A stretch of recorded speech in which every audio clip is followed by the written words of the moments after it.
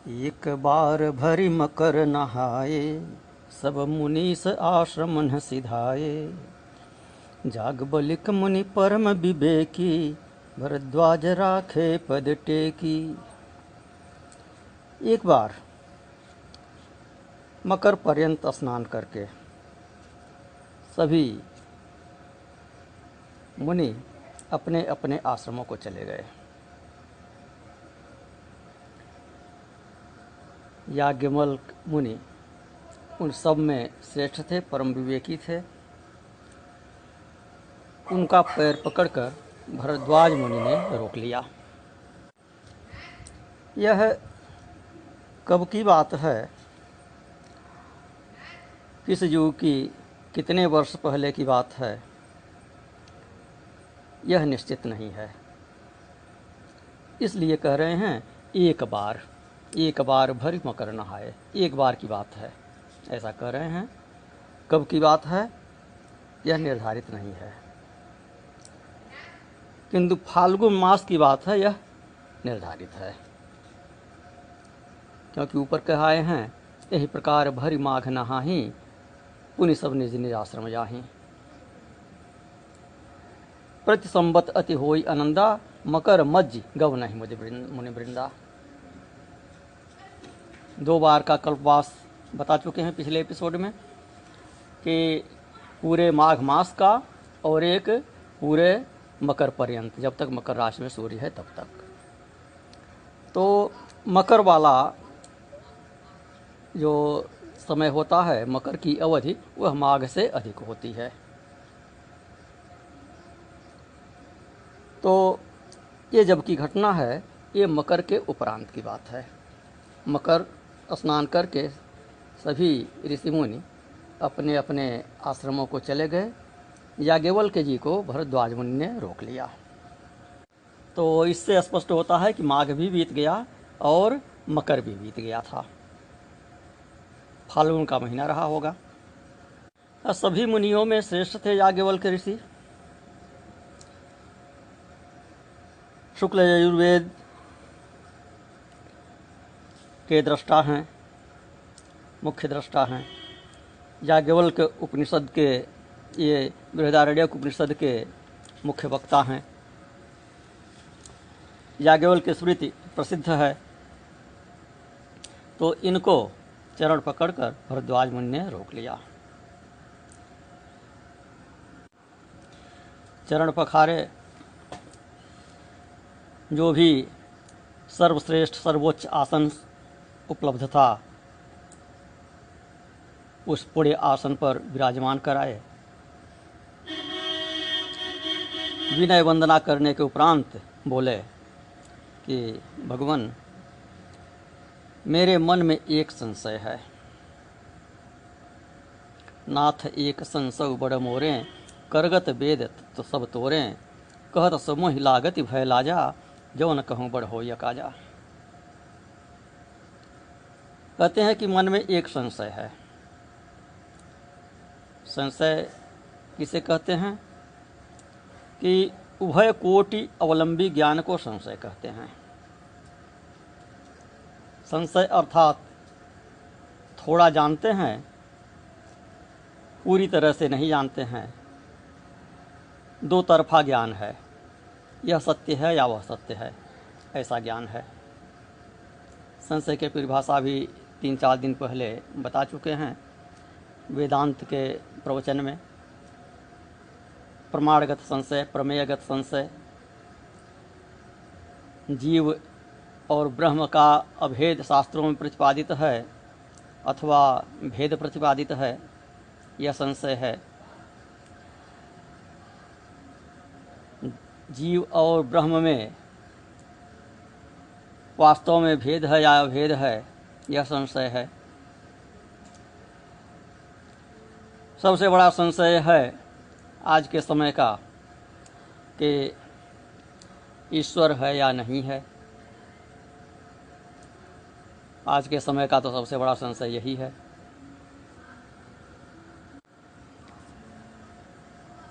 इसलिए हम कह रहे हैं कि सबसे बड़ा संशय यह है कि यह संशय जो है, ये विद्वानों में व्याप्त है। आधुनिक विद्वानों में, शास्त्रीय विद्वानों में नहीं। जो जितना अधिक पढ़ लिया वह उतना बड़ा संशयवादी हो गया। कम पढ़े लिखे लोग तो कम संशय करते हैं,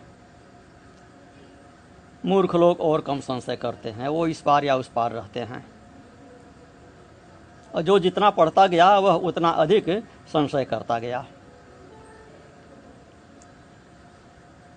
इसीलिए गोस्वामी तुलसीदास जी ने कहा इसी रामचरितमानस में आगे चल के, सबते बोले हैं मूढ़ जिन्हें न व्यापय जगत गति, कि मूढ़ ही अच्छे हैं। इन संशयवादी विद्वानों की अपेक्षा तो मूढ़ ही अच्छे हैं। श्रीमद् भागवत में भी कहा है, ये च मूढ़ तमालोके जे बुद्धौ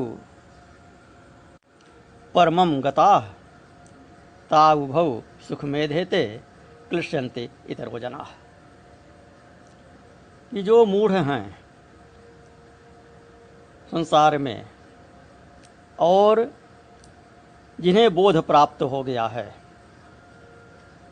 जिन्हें ज्ञान की प्राप्ति हो गई है, संशय मिट गया है, यही दोनों लोग संसार में सुखी हैं। अन्य सभी जो बीच वाले हैं वे क्लेश पाते हैं, न इधर के न उधर के। तो ईश्वर संबंधी यह संशय था भरद्वाज मुनि के मन में, इसलिए बड़ा संशय इसे कहते हैं। नाथ एक संशय बड़ मोरे। यह संशय लौकिक उपायों से नहीं जा सकता था। अब भरद्वाज मुनि वाल्मीकि के शिष्य थे, इसके बाद भी ऐसा संशय अस्वाभाविक लगता है।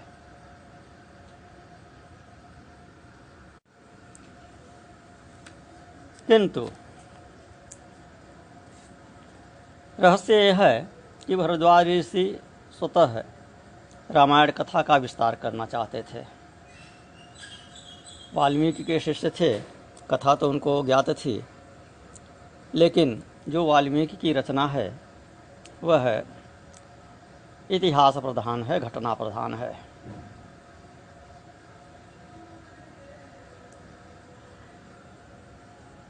वह उतनी सरस नहीं है। वाल्मीकि रामायण में रामचरित्र का चित्रण सामान्य मनुष्य के रूप में किया गया है, एक महापुरुष के रूप में किया गया है, अथवा साधारण पुरुष के रूप में किया गया है। वहाँ पर उन्हें पूरी कथा में भगवान कहते हुए निरूपित नहीं किया गया है। अंत में जाके रावण वध के उपरांत देवता लोग स्वर्ग से आते हैं और राम जी को स्मरण दिलाते हैं कि आप तो साक्षात ब्रह्म हैं, आप भगवान हैं। अब आप यह लीला थोड़ा सा कम करिए। भगवान के रूप में उनकी स्तुति करते हैं देवतागण। दशरथ जी आते हैं, उनका दर्शन करते हैं, उनके ईश्वरत्व का बोध कराते हैं।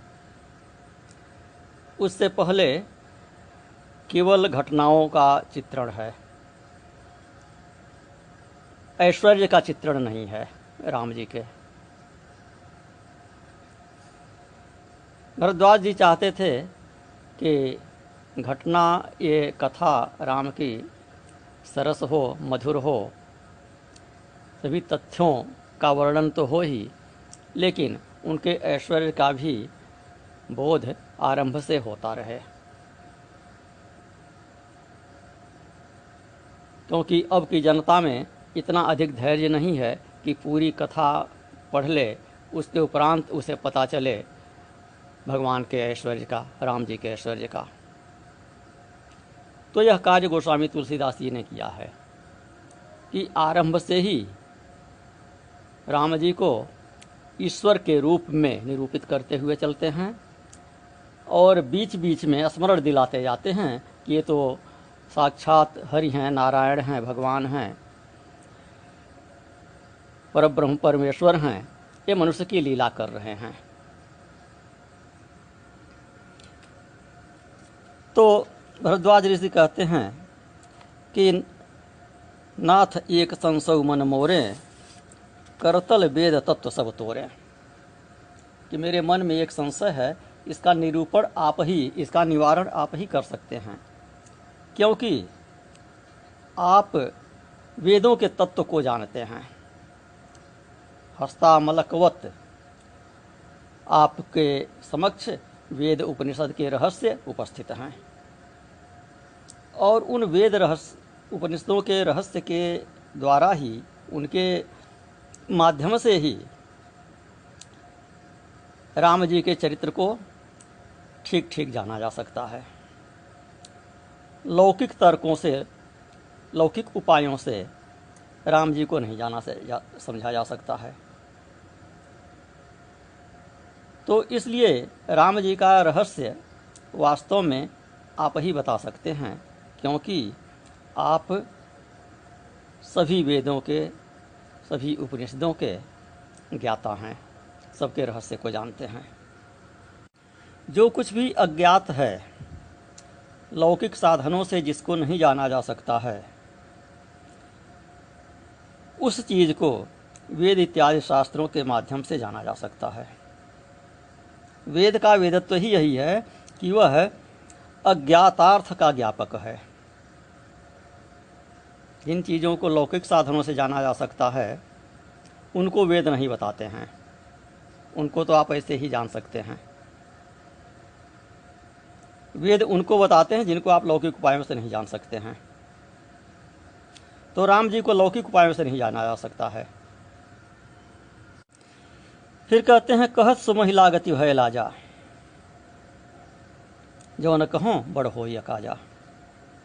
कहते हैं कि यह संशय व्यक्त करते हुए मुझे लज्जा और भय दोनों की अनुभूति हो रही है। लज्जा इस बात की है कि मैं स्वयं वाल्मीकि मुनि का शिष्य हूँ, फिर भी मुझे राम के विषय में शंका है। और भय इस बात का कि वेद विरुद्ध बात को सुनकर आप कुपित न हो जाएं, आप मुझ पर अप्रसन्न न हो जाएं। कहीं सुनहि अस अधम नर, ग्रसे जे मोह पिशाच, पाखंडी हरिपद विमुख, जानहि झूठ न साँच। तो इसलिए मुझे भय भी है और लज्जा भी आ रही है, कहते हुए अपने को इतना बड़ा ज्ञानी कहते हुए लज्जा भी आ रही है। किंतु जो न कहो बड़ होई अकाजा, यदि नहीं पूछता हूँ तो इससे बहुत बड़ी हानि होगी, क्योंकि राम विषयक संदेह मेरे हृदय में बना ही रहेगा। फिर कहते हैं, संत कहीं असन्नीति प्रभु, श्रुति पुराण मुनि गाव, होई न विमल विवेक उर, गुरसन किए दुराव।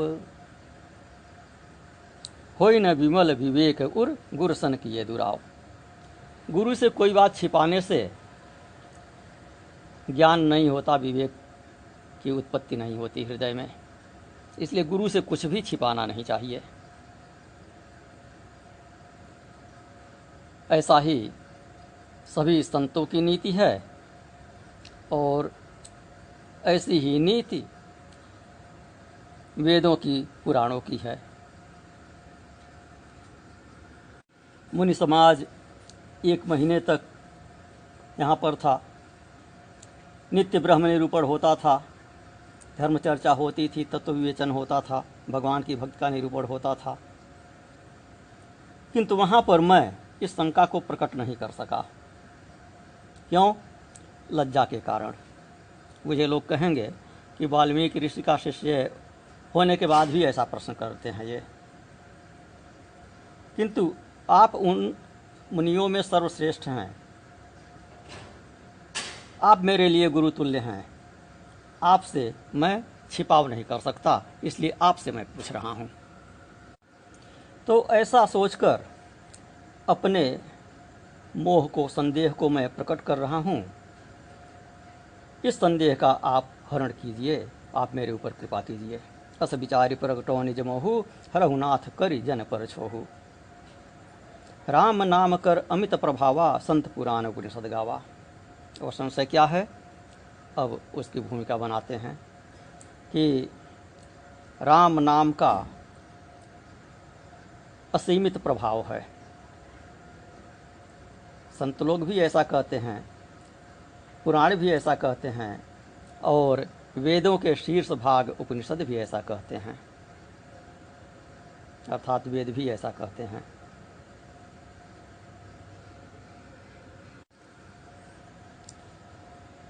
सो प्रभु सब में रमि रहो, सर्वरूप सब और, ताते नाम संहार गहो, सब नामन को और मोर।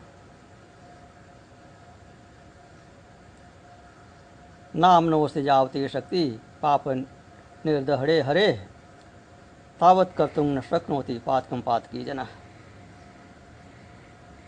नाम में, राम नाम में पाप को जलाने की जितनी शक्ति है, उतने पाप तो कोई पापी कर ही नहीं सकता।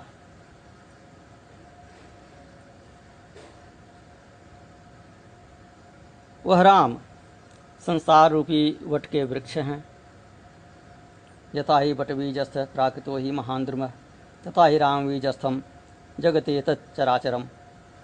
जिस भांति वट के बीज में इतना बड़ा वट वृक्ष सूक्ष्म रूप से स्थित रहता है, तभी बाद में प्रकट होता है, उसी भांति राम रूपी बीज में चराचर विश्व अवस्थान करता है। तो राम जी का अमित प्रभाव तो है, ये मुझे ज्ञात है। राम के नाम का प्रभाव मुझे ज्ञात है। सोपि राम महिमा मुनिराया, शिवोपदेश करत करिदाया। यह भी राम जी की महिमा से ही होता है कि शिव जी दया करके काशी में उपदेश देते हैं जीव को। काशी मुक्ति हेतु उपदेशा। काशी में जो प्राणी शरीर छोड़ता है, उसको भगवान शंकर मोक्ष प्रदान करते हैं, ऐसी मान्यता है। और वह मोक्ष कैसे प्रदान करते हैं कि उस जीव के कान में तारक मंत्र की दीक्षा देकर। वह तारक मंत्र क्या है? राम नाम है। तो अब संशय क्या है? संशय यह है कि राम कवन को पूछो तो ही, कहिए बुझाए कृपा निधि मोही। एक राम अवधेश कुमारा, तिनकर चरित विदित संसारा। कि वह राम कौन है जिनका वाल्मीकि रामायण में निरूपण है, जिनकी कथा वर्णित है।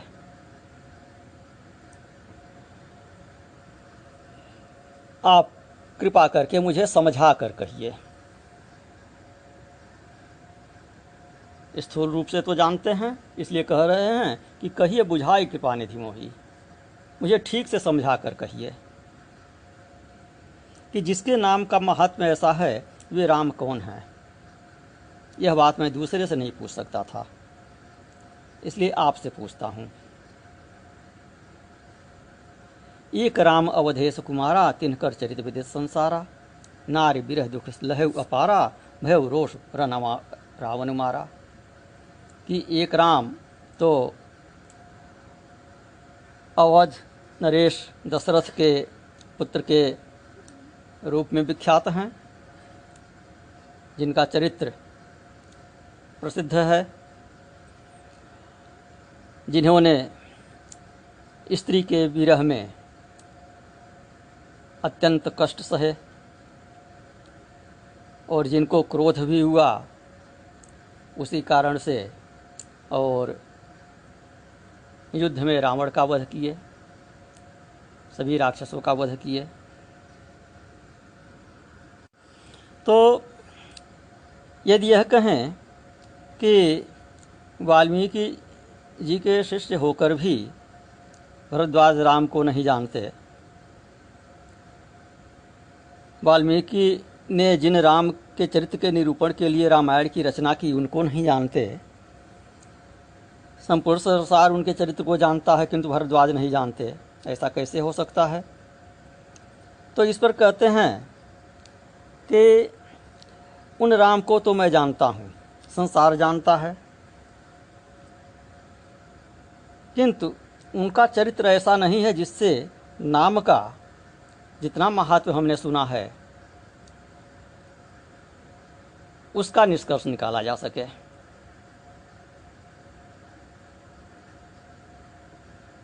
वह चरित्र तो लौकिक चरित्र है।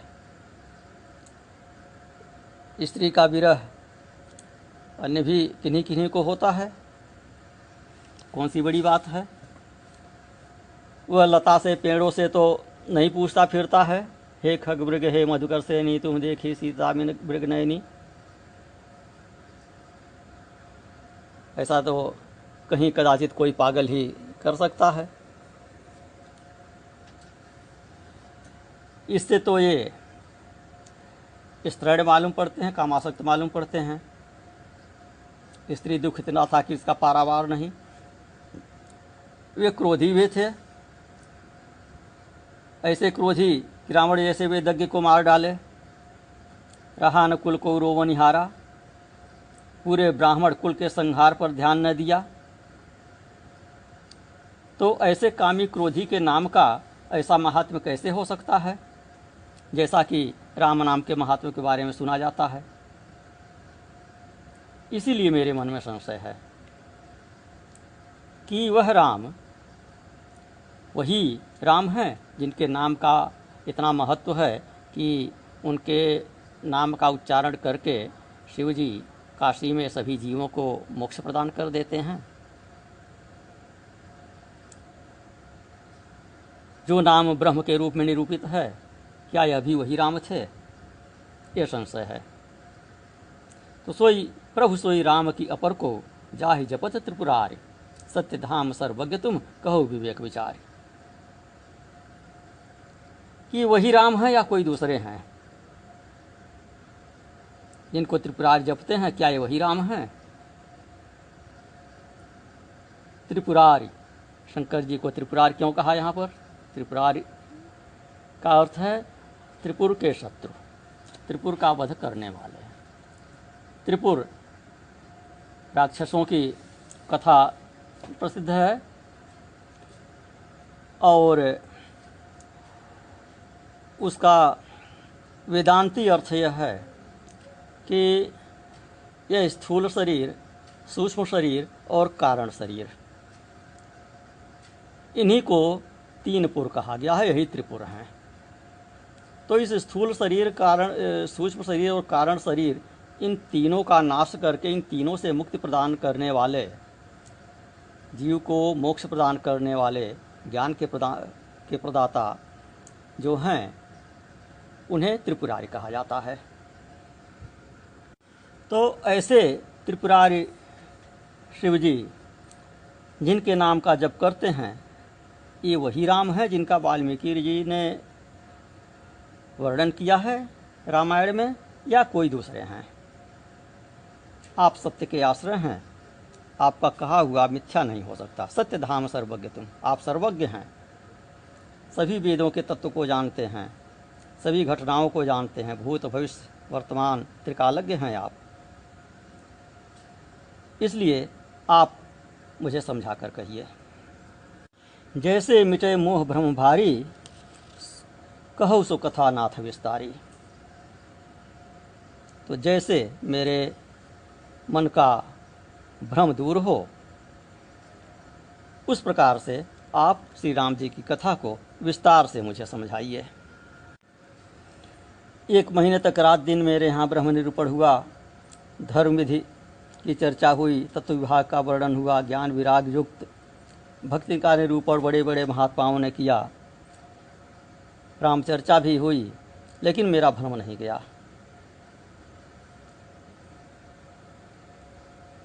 तो यह विस्तार पूर्वक जब मैं आपसे कथा का श्रवण कर लूँगा तो जाएगा। अतः जिस प्रकार से मेरा भ्रम दूर हो उस प्रकार से आप कथा कहिए। वाल्मीकि रामायण घटना प्रधान है, माधुर्य प्रधान है। उसके पढ़ने से अल्पज्ञों को भारी संशय उठ खड़ा होता है। इसलिए आप राम कथा को विस्तार से कहिए, जिसमें ऐश्वर्य को भी यथेष्ट स्थान मिले और संशय दूर हो जाए।